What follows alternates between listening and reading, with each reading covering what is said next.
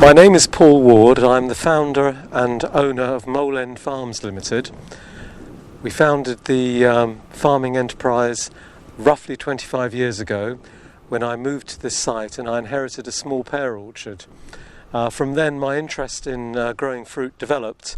I was growing it for a couple of years conventionally, but I didn't like using pesticides and chemicals on the trees. So I made the decision to convert it in the early stages to organic production.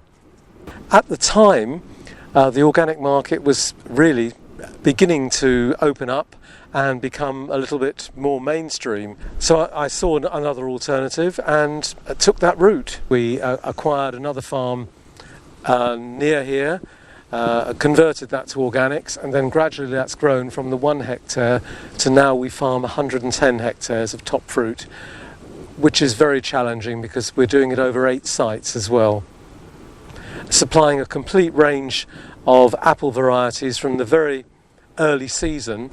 We start picking, depending upon the ripening of the fruit, sometime in August. The first apple is Discovery, and then there is a sequence of varieties that comes after that, which store very short term, 2, 3, 4 weeks, and then they're at their best eating quality. We get into the main season fruit in September, and that a lot of that fruit will go into controlled atmosphere storage, which will be kept for 6, 7, 8 months. There will be an overrun of those varieties.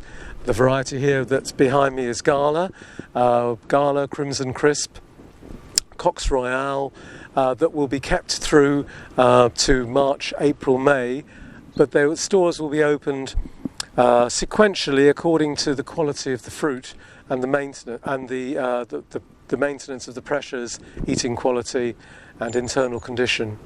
Picking is generally determined in the early season varieties by taste testing and pressure testing, how crisp the apple is and has it got full sugars, because it's going to be eaten quite quickly. With the later season varieties, we measure the starch-sugar ratio, so the apple is always picked slightly underripe to allow it to mature in the cold store. So we would pick it with about a 70% starch to sugar ratio, 70% starch, 30% sugars. And that will give us the durability of the fruit within store to hold up for that length of time, because obviously we're picking a huge volume of apples and we can't sell them all in September and October. We're just outside our trial orchard, which is one of the places that our first assessment of a new variety will come from. It's been a very, very useful tool in assessing where we go forward, coming away from the old traditional varieties, which in the UK were primarily Cox, which is very, very difficult to grow, difficult to store, and doesn't fit the organic model at all, or Gala, which is again particularly susceptible to apple scab and also canker. So we evaluate all of the trees for their pluses and minuses, particularly eating qualities, and their looks, quite honestly, because people do like to have a pretty looking apple.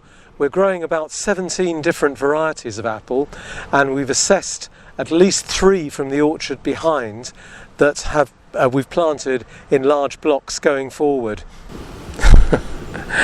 You could ask me what challenges I haven't had.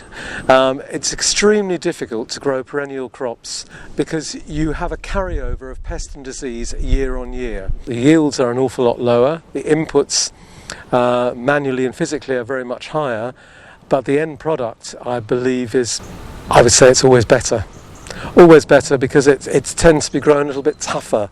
So the trees will have less in the way of nutrients because we're only using natural fertilizers, less in the way of water. They won't have such an easy life, and you'll get a smaller, more intense fruit.